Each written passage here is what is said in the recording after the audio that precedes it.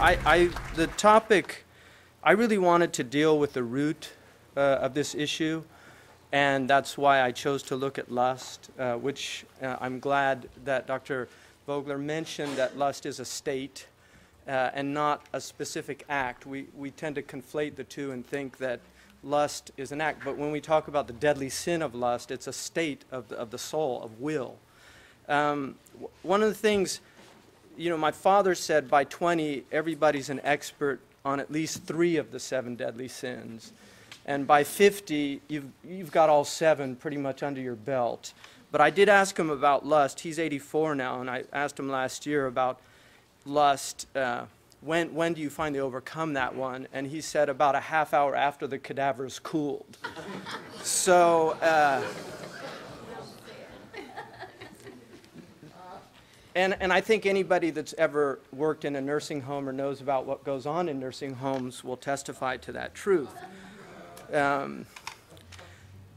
Dealing with this problem, let me tell you how I got involved in this first. I went to Catholic schools, and I was in a boarding school for high school, and I think maybe 13 or 14, somebody inevitably smuggled in a Playboy or something, and this is the way I think people of my generation were introduced into pornography. But what's interesting is the memory of that first experience is very strong.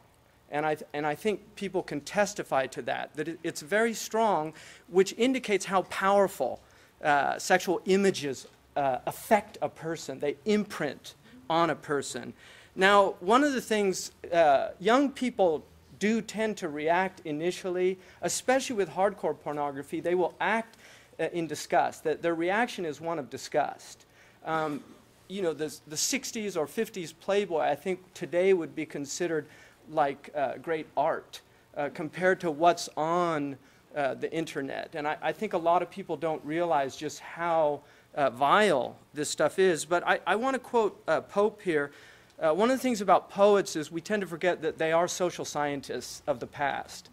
They often have extraordinary insights into the human condition through observation. But Pope said, "Vice is a monster of so frightful mien as to be hated needs but to be seen. Yet seen too oft, familiar with her face, we first endure, then pity, then embrace." And I think this is, in light of neuroplasticity, I think it's very interesting that the normalization of these things takes a long time.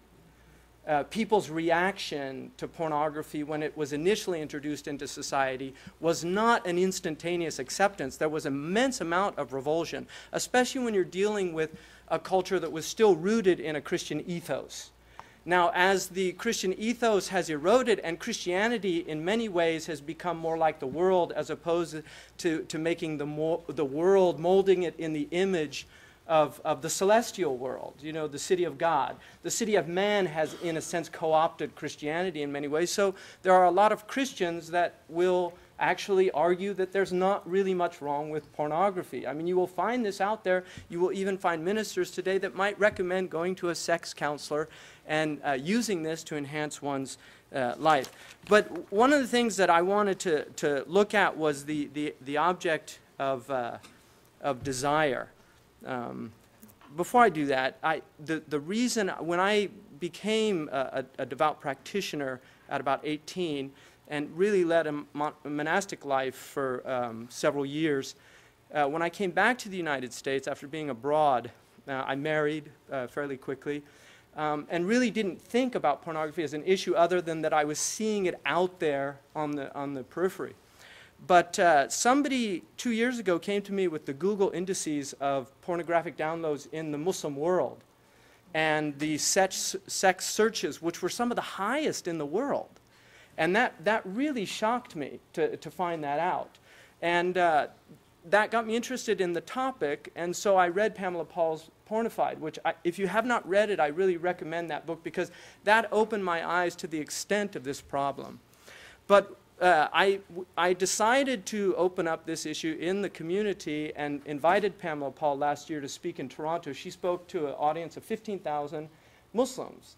And then I spoke after her, and both of us were very surprised at the reaction. First of all, there was an immense amount of relief that the subject was being brought up.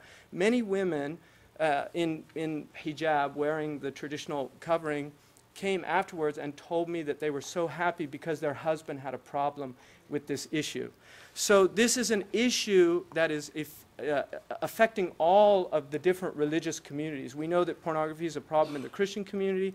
It's certainly a problem in the Muslim community. Now this creates an immense amount of cognitive dissonance. So I think you can imagine, especially for Muslims, when in many ways Islam is far more pre-modern in its practice today than Christianity, which has been through an Enlightenment, Industrial Revolution, and a lot of different perspectives and reformations.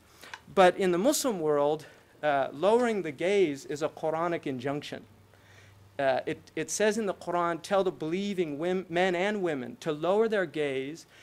That is more pure for their hearts, and to guard their chastity. And then it says, and tell the believing women not to display their ornaments, except what is naturally shown from them. So the idea is asking women, and I think that was brought up yesterday, to help men in this visual problem that men have, that they are deeply stimulated by the female image. But if we look at desire, I mean, desire is a very interesting English word. It comes from a Latin phrase which actually meant to await what the heavens would bring. So desire is rooted in something celestial in the classical understanding of that word. What's interesting in Arabic, the word for desire, baghi, is also a cognate of the word for oppression and the word for prostitution. So it's interesting that when we get to these root words, we tend to get to how ancient peoples viewed these things. Now, Socrates mentions in Philebus, which is an often ignored dialogue about the relationship to pleasure and other virtues. But one of the things that he points out in there, which I thought was very fascinating, is he talks about desire, and he uses the analogy of having thirsting for something to drink. And he asks Protarchus, is it a desire for the drink? And he says, yes, obvious Socratic foil. And Socrates says, is it for the drink or for the replenishment with drink? In other words, is the drink a means to an end, which is the replenishment, the sense of emptiness that comes from being thirsty? And Protarchus agrees. And Socrates says, therefore, when somebody becomes empty, he apparently desires the opposite of what he is experiencing, in other words, to fill himself. So desire is essentially an attempt to fill a void. And this is why when we look at pornography, we have to look at it in light of an emptiness. What is the emptiness in people that this is an attempt to fill that void in their life? And I think one of the most important people for looking at that is Kierkegaard. I think it's really beneficial to look at what Kierkegaard, because Kierkegaard really saw a lot of what was coming. He recognized that something very serious was happening in Europe, and he saw a lot of what was coming. But I think his identification of three modes of existence is very important in relation to this. The aesthetic mode, which is basically a hedonistic mode in which people live for pleasure and desire.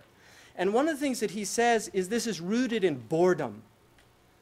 And that's why, to me, one of the fascinating things about people that become addicted to pornography is they get bored quickly with softcore. They move to harder core. Some of these people, according to Pamela Paul's book, some of these people end up in pedophilia who had no interest in pedophilia when they entered into pornography. So we can see the mechanism of lust. Now, if we look at lust as a problem, I don't think anybody in the history of the English language has summed up this thing better than Shakespeare in the 129th sonnet, when he said, the expense of spirit and a waste of shame is lust in action, till action lust. And I think this is the hot state that was mentioned yesterday, where people will literally change their moral views about things in this state.